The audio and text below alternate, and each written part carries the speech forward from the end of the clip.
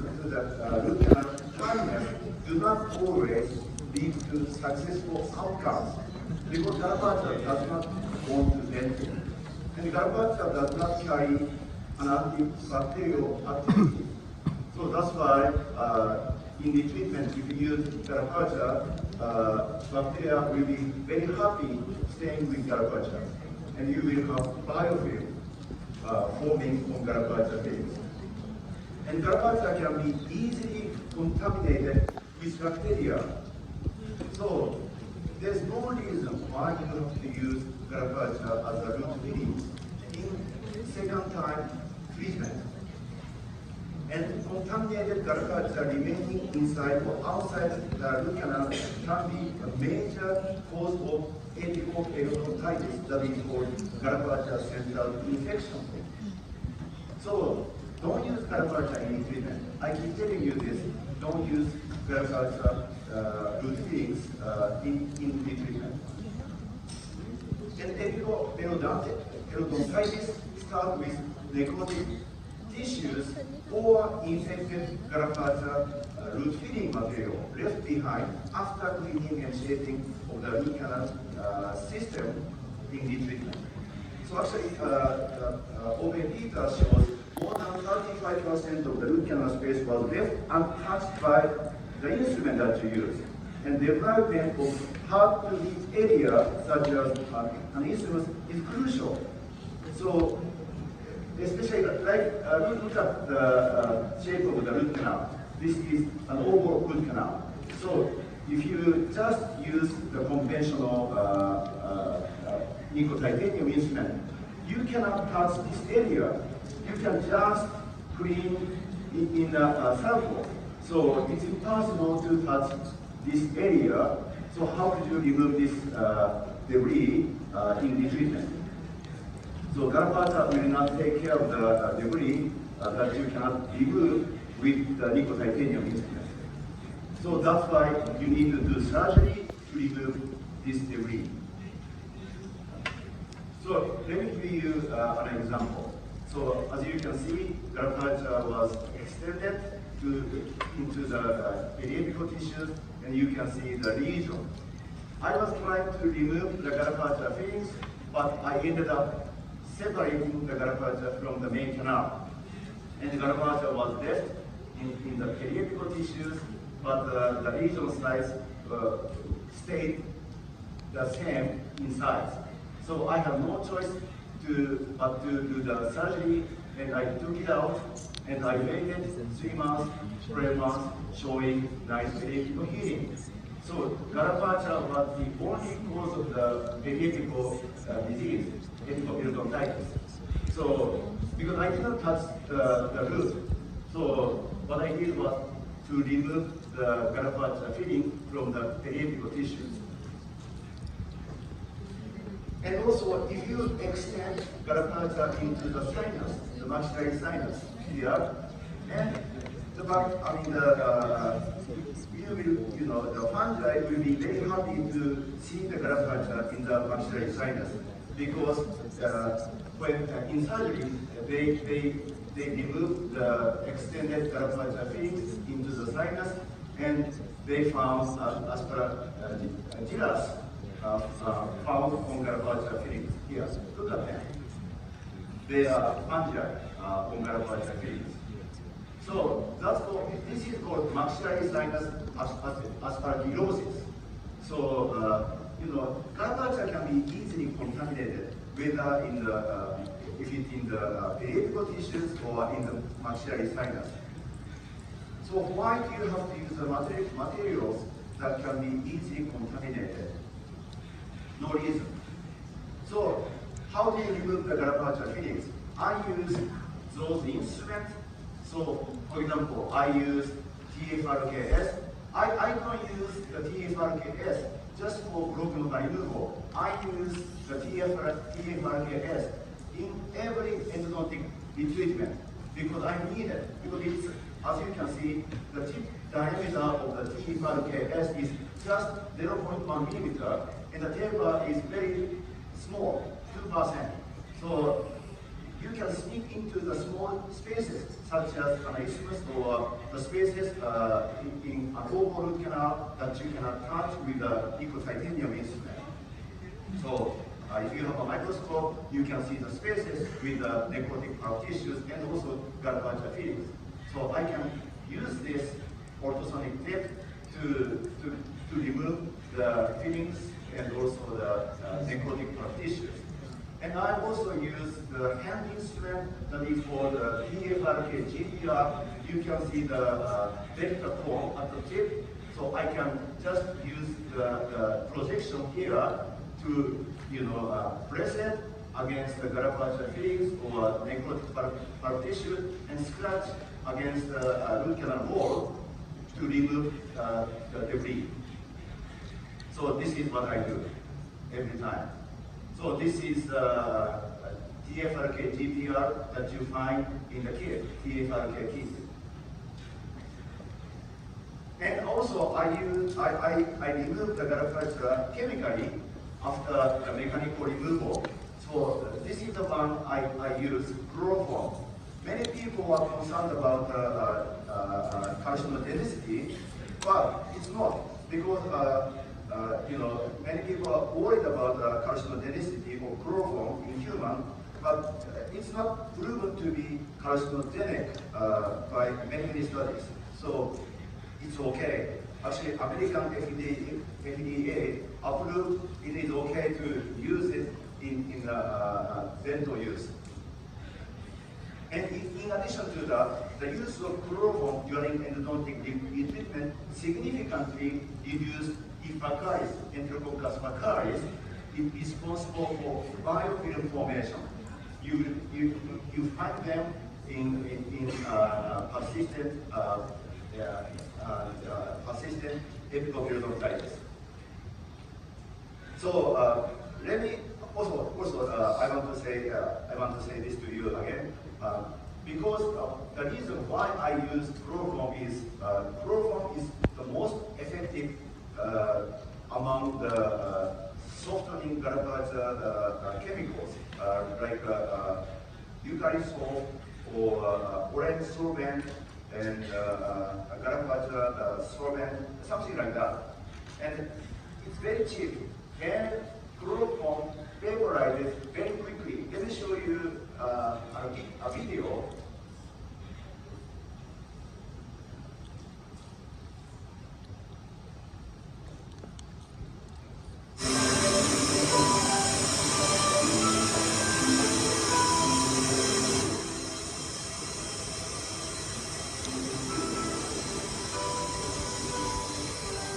So let me go back.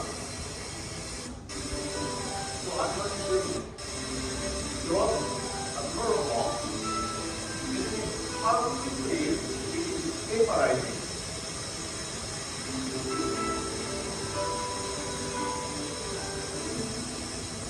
So even if you use a chloroform, it is okay. It will be gone in a few seconds. And if you go to the United States, then every university hospital, dental university hospital, for example, Loma Linda University, has a chloroform in their office. So it's okay to use it. So I have been using chloroform for more than, let's say, more than 30 years. But I have never had any side effect of chloroform. No patient claimed post-operative pain, or no patient said I had a cancer because you used the chloroform. So it's okay. And dentists currently using chloroform as a sorbent should feel comfortable as they are in compliance with all standards. So it's okay, it's completely okay to use it. No other solution but chloroform is more effective than chloroform.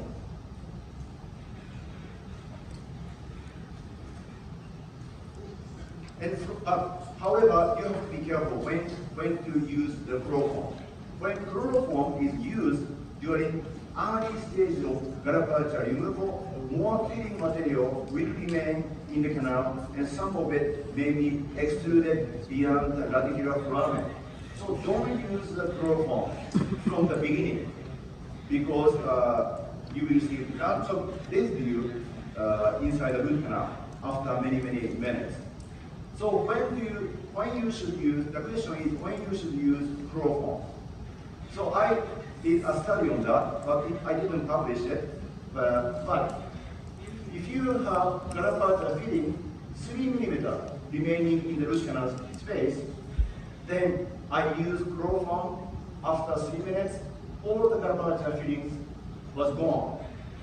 So you need to mechanically remove the Garapata until you see the Garapata remaining 3 millimeter inside the root canal.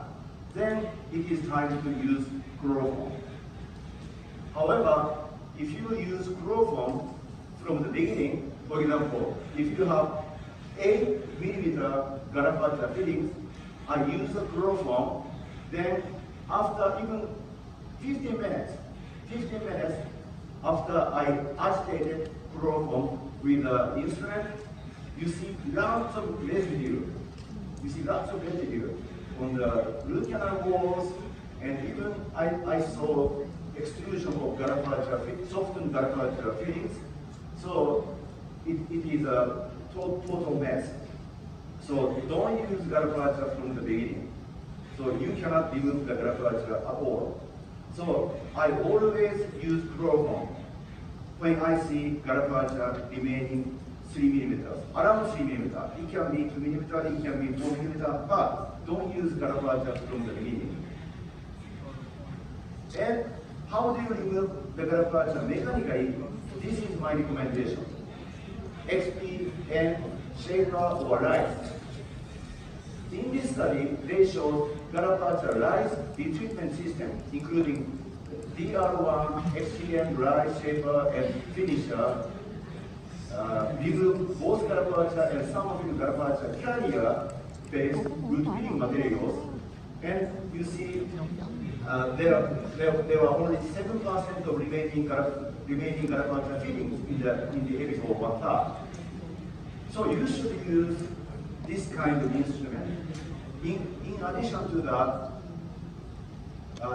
this is another study, and this study showed if you use the rotary file with a smaller taper, like a 1% taper compared to 4 or 8% taper, you saw less Garapata fillings remaining inside the root canal. So conclusion was more Garapata fillings were removed from the apical 1/3 with a lesser taper instrument than a greater taper instrument. So look at them. This is a wrist block, or this is M2 with a 40, size 40 and 04 taper. And if you look at the results using the CM file 5001, you see less Garapata fillings remaining inside the root canal. So I want to use a rotary file with a lesser taper. So it is a recommendation based on many studies. And also in the treatment, when you remove the Garapata mechanically, you have to be careful not to crack the root canal walls. This study showed endodontic retreatment procedures might induce cracks during removal of pre-existing root canal filling material, possibly due to the larger diameter instrument used in the treatment. So don't use the instrument with a bigger taper and also big diameter size. So because you don't want to crack the root canal. So that's why I recommend the use of this instrument, XP and shaper, or rice, I should say, because the new one is called XP and rice shaper. The old one is just XP and shaper, the new one is XP and rice shaper. The difference between the old one and the new one is this one. The new one has 6 facets, whereas the old one has only 3 facets. that will facilitate the centering the root canal inside. So this is my recommendation because the instrument has only 1% taper, 1% taper, and tip size is like a size 15, very small size. So I want to use this instrument to remove the garbage root fittings. In addition to that, I want to use XP endo finisher to remove the root fittings and also necrotic pulp tissues because this instrument has zero taper, no taper, and the tip size is 25. So because this instrument does not cut dentine, so it's okay to use it. And it will not break unless you push it. So I use a combination of XP and the shaper and the finisher to mechanically remove the garbage fittings. And also XP and the shaper rotating at 3000 RPM remove significantly more garbage fittings than conventional nickel titanium instruments such as Patek TDM or Wave board. And XP and the shaper excluded significantly less debris during the removal of garbage fittings. So, because of the snake-like shape, you can remove garbage fittings in a frontal direction, not into an apical direction. But if you use a dislocating instrument such as wavehand or S-block, you could possibly extrude garbage fittings into the apical tissues. So this is my technique to remove garbage fittings based on many studies. So first, create a space with the TFRKS orthosonics, so you can introduce the rotary instrument. So first, I create a space between the garbage fitting and the root canal wall. Then I will introduce XP endo shaper or XP rise shaper. Then I spin it at higher speed, like a 2000, 3000, maybe 2500 RPM with using the A-line motor. Then when I see garbage remaining 3 millimeters, it is time to use chloroform. Then I want to dissolve the garbage fittings, and I want to agitate chloroform using the hand instruments such as TFRK, GPR, or you can even use the shaper, XP shaper. You can agitate chloroform using the GPR or shaper and finisher. Then after a few minutes, you see garbage completely gone. This is how I use it. So let me show you the animation. So you will get an idea how to use those instruments.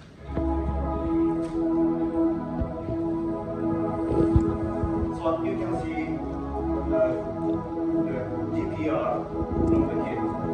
So this is a GG bar, number 3 GG bar, and this is the TFRKS. I create a space for the introduction of the rotary file. This is the TFRK GPR. You can check it out.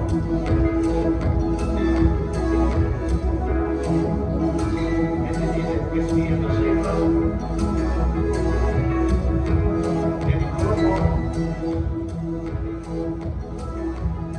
And this is GPR. Agitating chloroform, and this is XP and the shaper here.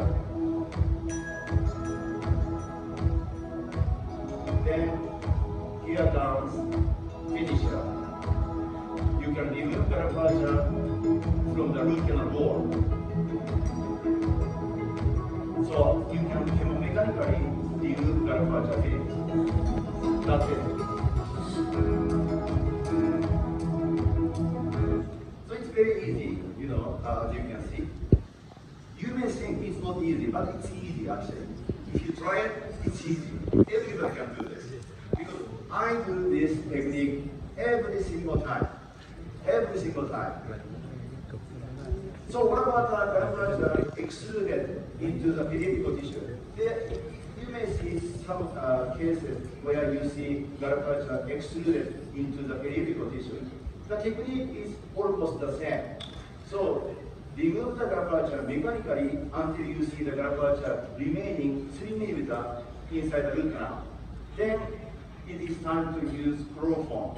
You can agitate chloroform using the experiential shaper or the pen instrument. Then you will use experiential finisher, agitating chloroform, and you need to extend. If you ended up separating gallbladder filling from the main canal, you need to extend the experiential shaper and the experiential finisher beyond the apical fragment, because you need to release the gallbladder filling extruded into the periodical tissue. So that's why you have to go beyond the apical fragment and spin it and at higher speed so you won't break it. Then you will see gallbladder completely removed. Why I use experiential finisher? Because as you can see, if you go beyond the apical fragment, it will expand like this. It will expand. So you can reach gallbladder within a 3 mm diameter. So that's why if the gallbladder is within the 3 mm in diameter, here around it, you can reach it. So let me give you an example. So here you see the gallbladder fillings. Why do you have to remove the gallbladder in the treatment? Because the tooth was symptomatic. Because when I tap on the tooth, the patient said, "Oh, it hurts." And also, I took a CBCT. You see the apical radiolucency, because the radiolucency located on the lingual side. That's why you cannot see any apical radiolucency on the 2D radiogram. So this is why I take CBCT every case. So I remove the gallbladder. Let me show you a video for this case.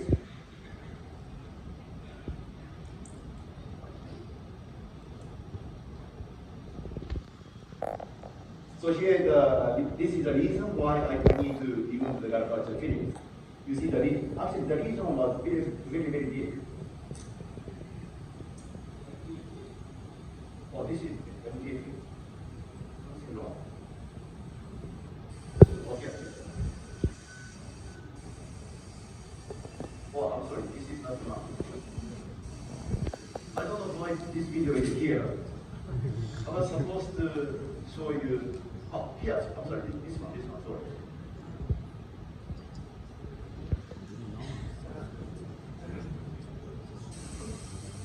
So first, let me go back. No, not this one. Sorry, I'm sorry. Oh, I didn't push this one.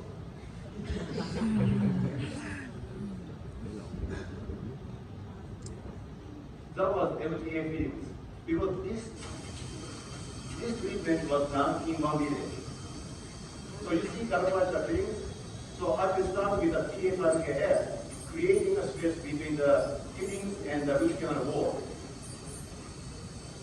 So now I created a space. Then here comes the experiential shaper. I'm rotating the experiential shaper at 2,500 RPM. You need to use small up and down motion.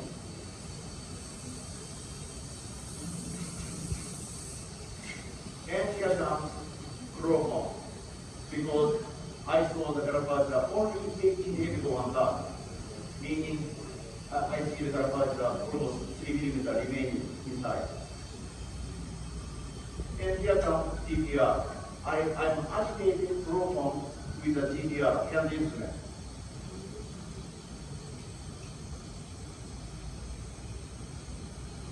And I'm connected to an apex locator, so I know where I am. Because I don't want to push gallbladder beyond the apical fragment. So So I always irrigate the canal with chloroform when removing garbage feedings.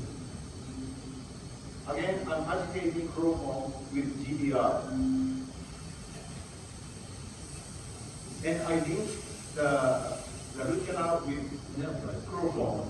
And here comes SPN finisher. I'm connected to an apex locator, so I know where I am.